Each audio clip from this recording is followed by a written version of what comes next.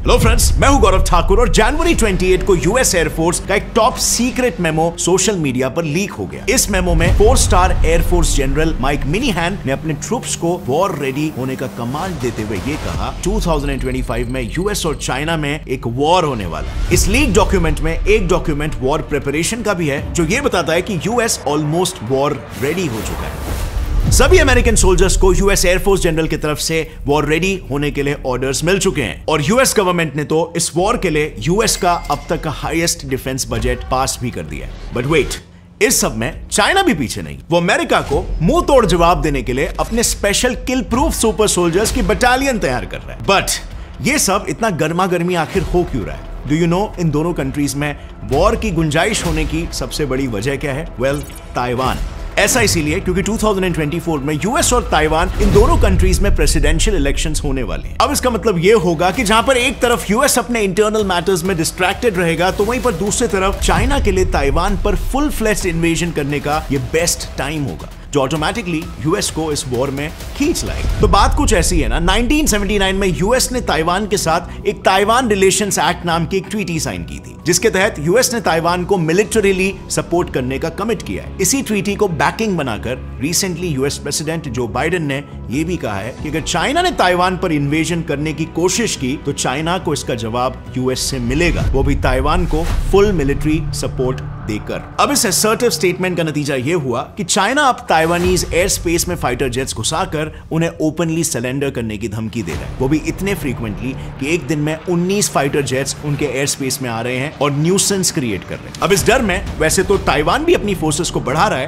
Compulsory military service को 4 महीने से 1 साल तक एक्सटेंड कर रहा है, लेकिन चाइना के इस बढ़ते मिलिट्री एग्रेशन को देखकर ताइवानीज प्रेसिडेंट को यह समझ में आ चुका है कि अब इन्वेजन जल्द ही होने वाला है और इसीलिए रिसेंटली हिस्ट्री में पहली बार ताइवानीज प्रेसिडेंट यूएस विजिट पर गए हैं, इस बार वॉर में उनका सपोर्ट मांगने, जिसके लिए बाय द वे चाइना ने ताइवान को स्ट्रिक्टली वार्न भी किया है। बट यही वो टर्निंग पॉइंट है। इनफैक्ट यूएस और चाइना ने तो वॉर प्रिपरेशन भी शुरू कर दिया है। यूएस ने अपना पहला लेवल अटैक का इंटेल गैदरिंग को बनाया जिसके लिए वो चाइनीज डिप्लोमैट्स के सैटेलाइट फोन्स को टैप कर रहा है। इसके लिए यूएस ने वॉशिंगटन के अंदर स्थित चाइनीज एम्बेसी में तो बग्स या माइक्रोफोन्स भी प्लांट कर दिए ताकि वो बीजिंग फॉरेन मिनिस्ट्री और वॉशिंगटन की चाइनीज एम्बेसी के बीच शेयर होने वाले सेंसिटिव इंफॉर्मेशन को इंटरसेप्ट कर सके। चाइना की हर बात पर ट्रैक रखने के लिए यूएस ने ऑस्ट्रेलिया, न्यूजीलैंड और जापान जैसी जगहों पर भी इंफॉर्मेशन इंटरसेप्टिंग बेसिस बना लिए। ऑल्सो यूएस कन्वेंशनल मोड से भी इंफॉर्मेशन निकाल रहा है। इसमें कुछ यूएस कंपनीज गवर्नमेंट की मदद से इस वारदात को अंजाम दे रही है, specially companies like Laurel and Hughes जिनका चाइनीज गवर्नमेंट के साथ कॉन्ट्रैक्ट है। वो यूएस गवर्नमेंट को क्रूशियल इंफॉर्मेशन पास ऑन कर रही है और यूएस को चाइनीज सिटीजंस को भी रिश्वत देकर उनसे इंफॉर्मेशन निकलवा रहा है। जैसे सनबो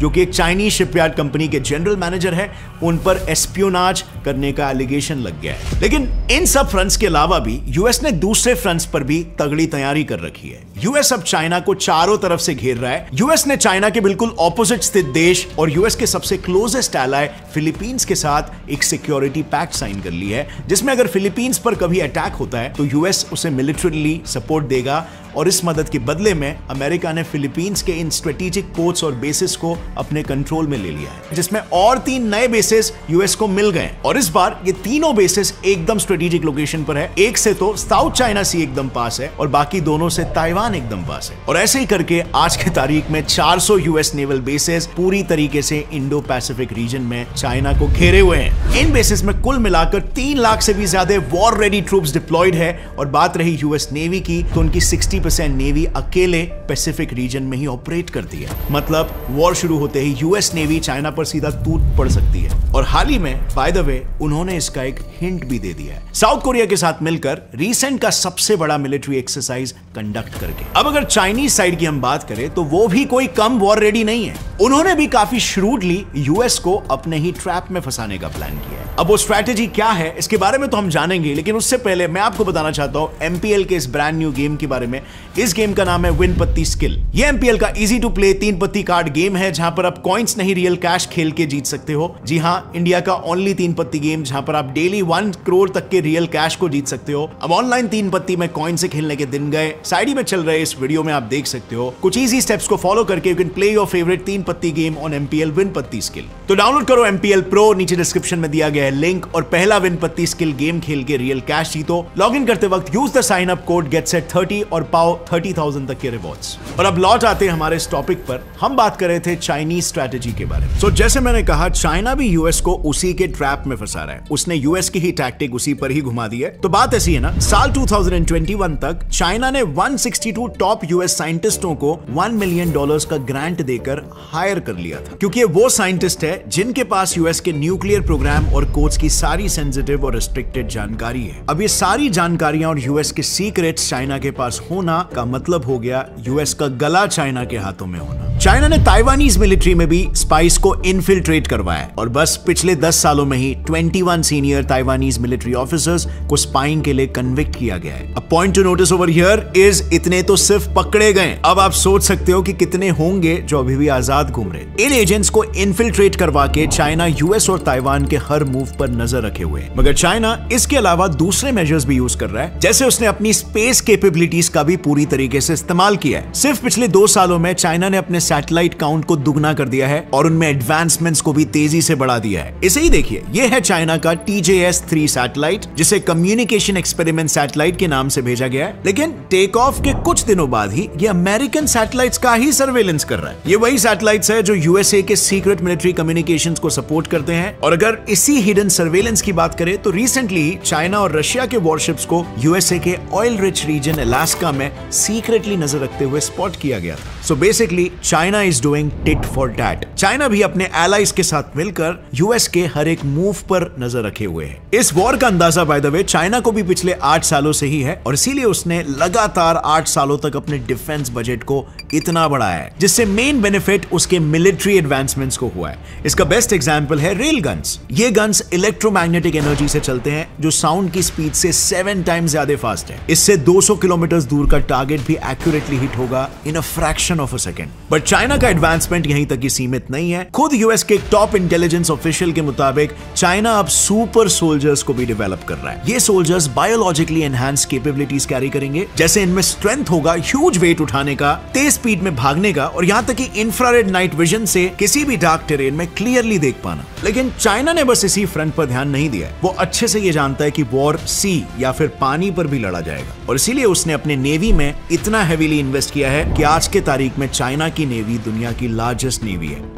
और यूएस के कंपैरिजन में चाइना के पास 25% ज्यादा बैटलशिप्स है। अब ये चाइना के लिए काफी बड़ा एडवांटेज होगा, और चाइना को ये एडवांटेज हर हाल में चाहिए था, बिकॉज जैसे आपने पहले जाना, यूएस ने चाइना को सी रूट्स के जरिए ही चारों ओर से घेर लिया है। चाइना ने यूएस की स्ट्रैटेजी को काउंटर करने के लिए सोलोमन आइलैंड्स के साथ भी एक सिक्योरिटी पैक्ट बनाया, जिसके तहत अब चाइना उन आइलैंड्स के पोर्ट्स पर भी अपने वॉरशिप्स को रखेगा। और इस जैसे कई पोर्ट्स पर भी चाइना का नेवल प्रेजेंस है, जो यूएस बेसिस को वॉर टाइम में काउंटर करेंगे। चाइना ने इंटरनेशनल लेवल पर भी अपनी एंटी यूएस टीम बना ली है, जिसके मेन मेंबर्स है रशिया, ईरान और नॉर्थ कोरिया, जो वॉर होने पर यूएस के अगेंस्ट सबसे पहले खड़े होंगे। और इस बात को खुद यूएस इंटेलिजेंस रिपोर्ट ने भी एक्सेप्ट किया है। लेकिन एक ऐसा मास्टर मूव भी है जिसे यूएस इंटेल ने शायद ही गेस किया होगा। तो जैसे अमेरिका ने चाइना को घेरने के लिए बेसिस बनाए, उसी तरह चाइना ने भी अब यूएस के बैकयार्ड यानी कि साउथ अमेरिका में 40 पोर्ट्स खोले। ये पोर्ट्स मेजरली इंटेलिजेंस गैदरिंग और मिलिटराइजेशन के लिए यूज हो रहे हैं, जिसकी मदद से चाइना जब चाहे यूएस को नुकसान पहुंचा सकता है। और इसीलिए यूएस को भी अब अपने नेक्स्ट मूव खेलने से पहले